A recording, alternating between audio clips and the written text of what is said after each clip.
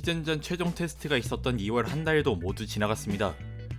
개막전까지 불과 며칠 남지 않았기 때문에 여러가지 발언이 오고 갔는데 그중 화제거리만 골라 전달해드리겠습니다.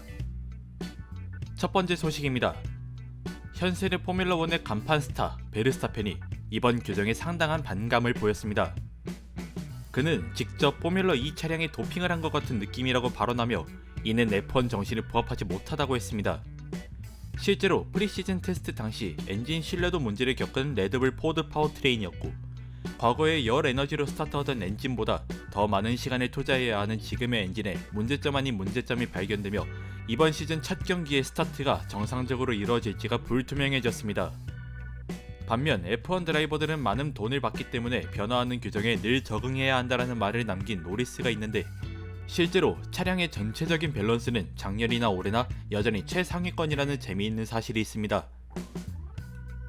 두 번째 소식입니다.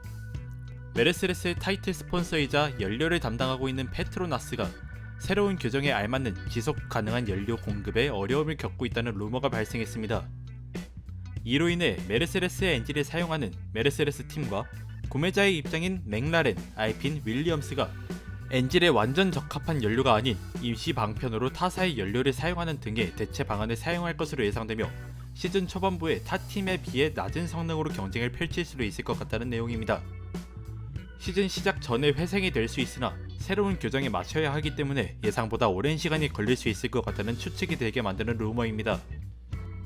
세 번째 소식입니다. 새로운 서킷 마드링이 캘린더에 추가되면서 올해를 마지막으로 빠진다는 기사가 나왔던 바르셀로나 카탈루냐 서킷이 향후 6년간 짝수년도에 경기를 추가로 개최하게 됐습니다. 홀수년도에는 스파 프랑코샹, 짝수년도에 바르셀로나 서킷이 장기 계약을 맺으면서 포르티망을 제외하면 추가적인 개최 소식이 들려오지 않을 것으로 예상됩니다.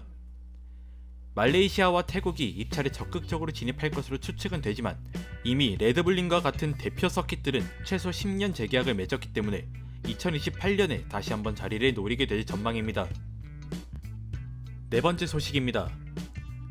이번 규정 변화로 인한 전체적인 주행 메커니즘 형성에 어려움을 겪고 있는 팀이 대다수입니다. 주요 문제점으로는 순간 출력을 통한 전기 에너지 사용 시 레이스 후반에 사용 가능한 에너지가 부족해서 전년도 페라리가 골치를 썩었던 후반 출력 저하, 통칭 리프트 앤 코스트, 약칭 라이코 현상이 발생할 수 있다는 것입니다. 이로 인해 순간 에너지 출력량의 상한선을 15에서 30%를 낮춰 순간 속도는 낮아지되 전체 레이스에 지장이 가지 않도록 조치를 취한다는 내용입니다. 이는 확정되지 않은 사안이며 개막 직전 혹은 시즌 극초반에 도입될 가능성이 있다 정도만 알아두시면 좋겠습니다. 마지막은 최근에 실시한 프리시즌 테스트에 대한 전체적인 감상입니다. 기본적으로 파워트레인의 구조가 변했고 전기 에너지 비중이 많이 늘어난 만큼 중계상으로 듣는 배기음에 아쉬움이 있었습니다.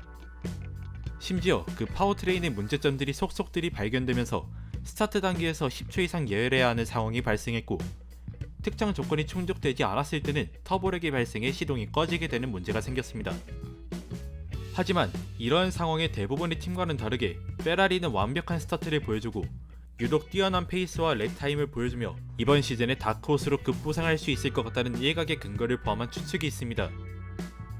매년 하는 말이지만 올해는 진짜 다를지를 기대해 볼 만한 것 같습니다. 여기까지 2월 뉴스였습니다. 미리 공지드리자면 3월 뉴스는 일본 그랑프리 직관 일정으로 인해 상황 따라 뉴스 업로드 일정이 늦어질 수 있음을 알려드립니다.